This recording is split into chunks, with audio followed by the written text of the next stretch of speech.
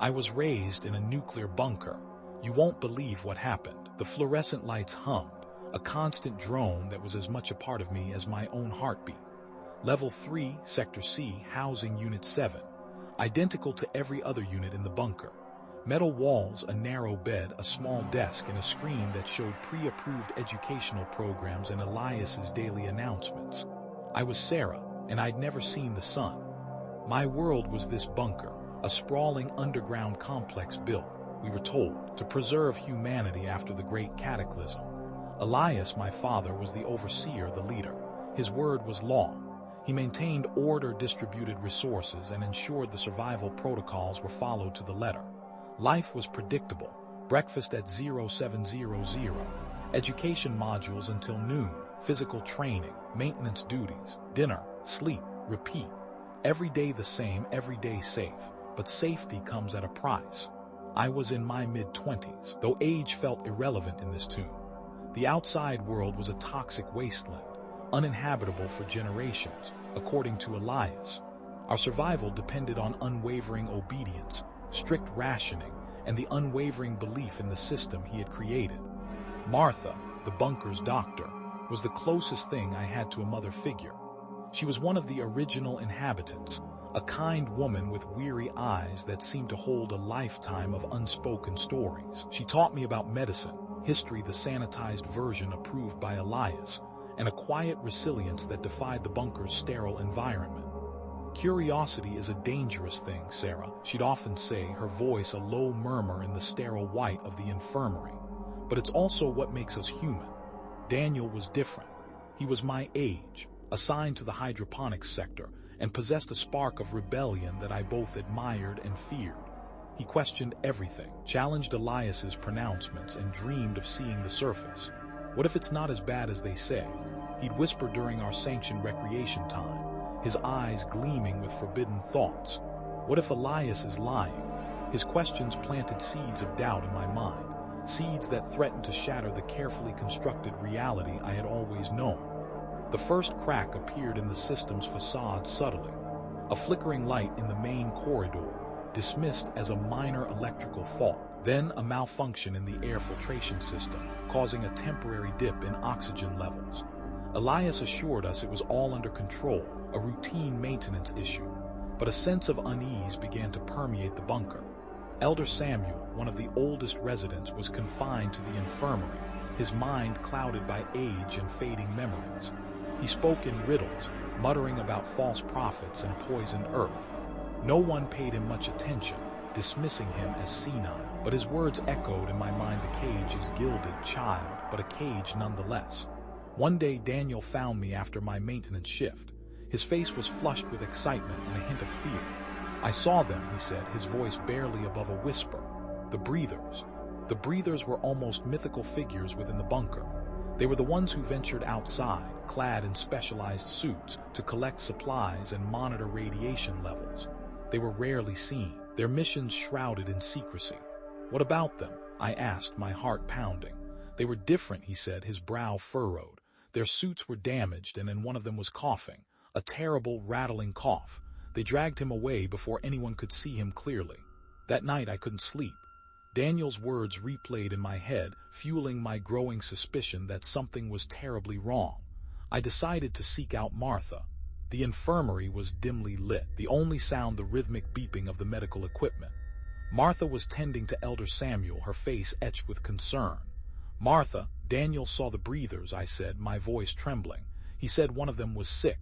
Martha sighed, her gaze shifting to Elder Samuel, who was staring blankly at the ceiling. Elias told me there was a minor incident during the last supply run, she said, her voice carefully neutral. A suit malfunction. He assured me it was contained. But what if it wasn't? I pressed. What if whatever's out there, it's getting in? Martha looked at me, her eyes filled with a mixture of pity and understanding. Sarah, you have to be careful, she said, her voice barely audible. Elias, he doesn't tolerate questions, especially not from you. But I need to know the truth, I said, my voice rising in desperation. We all do. Martha hesitated, then reached out and took my hand. Her touch was warm and reassuring. There are things Elias isn't telling us, she said, her voice low and urgent. Things about the outside world, about the bunker itself. What things? I asked, my heart pounding. I don't know for sure, she said, but I've seen inconsistencies in the records, discrepancies in the resource allocation. And Elder Samuel, he remembers things. Fragments of the past that don't align with Elias's narrative. Like what? Martha glanced at Elder Samuel again, then leaned closer. He talks about a great deception, she whispered. About the war being planned, about the bunker not being a refuge, but something else entirely. The words hit me like a physical blow. Planned war, the bunker not a refuge. It was impossible. It would mean everything I had ever believed was a lie. But deep down, I knew Martha was right. Something was wrong, terribly wrong. Over the next few weeks, the malfunctions in the bunker intensified. The lights flickered more frequently, the air filtration system sputtered and groaned, and the water supply became increasingly erratic. Fear gripped the community. Elias, however, remained calm and reassuring. He blamed the problems on aging equipment and assured us that everything was under control. He increased security, restricted movement within the bunker, and intensified the mandatory obedience training. His control was tightening.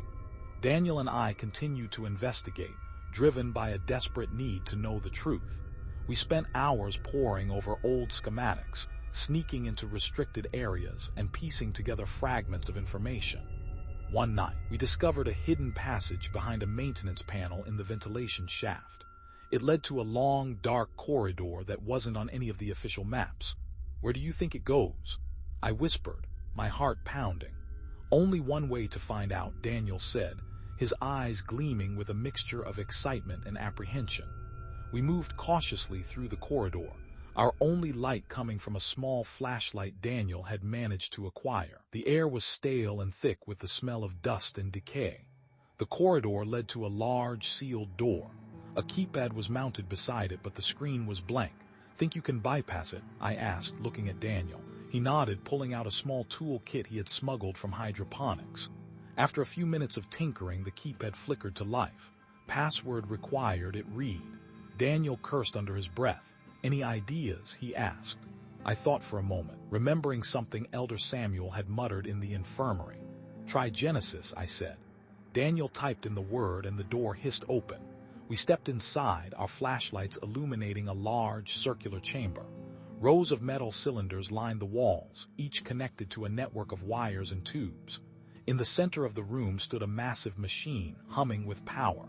It was a gene bank. Inside the cylinders were human embryos, suspended in a nutrient-rich fluid. Row upon row of them, each labeled with a code.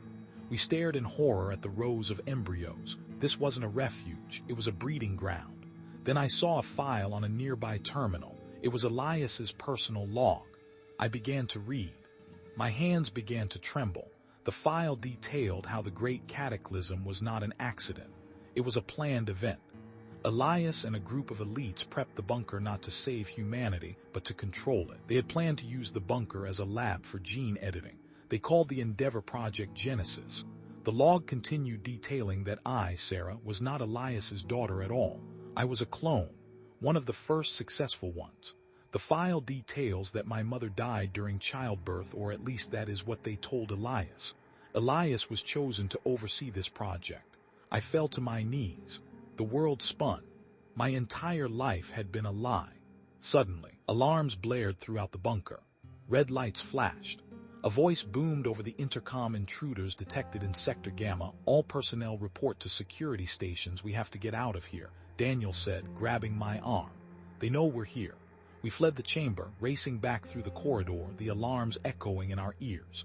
As we reached the main corridor, we were confronted by a group of armed guards led by Elias himself. His face was a mask of fury. "Sarah," he said, his voice cold and hard, "you have betrayed me. You lied to us," I said, my voice trembling but defiant. "You lied to everyone." "I did what was necessary to ensure our survival," he said. "You don't understand the burden I carry." "I understand that you're a monster," I said. Elias raised his weapon. "You leave me no choice," he said. Before he could fire, Daniel lunged forward, knocking him off balance. A fierce struggle ensued, the guards swarming around us. We fought our way through the chaos, managing to escape into the ventilation shafts. We moved quickly. We could hear the guards closing in behind us. We found Martha in the infirmary helping Elder Samuel. "We have to go," I said, my voice breathless. "Elias knows everything. He's going to kill us." Martha nodded, her face grim. "I knew this day would come," she said. "Take Elder Samuel. He knows the way to the old escape hatch. It's our only chance." The escape hatch was located in the lower levels of the bunker, an area that had been abandoned long ago. It was damaged and untested, but it was our only hope of reaching the surface. We made our way through the dark, labyrinthine corridors, avoiding the guards and the panicked residents. The bunker was descending into chaos, the carefully constructed order collapsing around us. As we reached the lower levels, we encountered something far more terrifying than the guards. Mutated creatures, drawn by the noise and the weakened defenses, were roaming the corridors. They were grotesque parodies of their former selves, their bodies twisted and deformed by radiation and genetic mutations. They were hungry and aggressive, their eyes burning with a primal rage. We fought them off with whatever weapons we could find, using pipes, wrenches, and even our bare hands. It was a brutal, desperate struggle for survival. Finally, we reached the escape hatch. It was a massive metal door sealed shut with rusted bolts and a heavy locking mechanism. Daniel worked feverishly to open it, his hands trembling with exhaustion. The alarms continued to blare, and the sounds of the creatures echoed closer. With a final, desperate heave, the hatch creaked open. A blast of cold, stale air rushed in, carrying with it the smell of rain and decay. We climbed through the hatch, emerging onto the surface. The world outside was nothing like I had imagined. It wasn't a barren wasteland as Elias had claimed. It was desolate, yes, and scarred by the war, but it was also strangely beautiful. The sky was a pale gray, but the air was breathable. Twisted, skeletal trees clawed at the sky, and mutated plants covered the ground. But there was life. We looked back at the bunker, a dark, imposing structure rising from the earth. It was a tomb, a prison, and a symbol of the lies and deceit that had shaped our lives. We turned away, facing the horizon. We didn't know what the future held, but we were free. Free to choose our own destiny, free to build a new life in this ravaged world. Elder Samuel, despite his frail condition, smiled faintly. "The cage is open," he whispered. As we walked away, I couldn't shake the feeling that we weren't alone. In the distance, I thought I saw movement. A flicker of light, a shadow moving among the trees. Something was out there watching us, and I knew with a chilling certainty that our journey had just begun.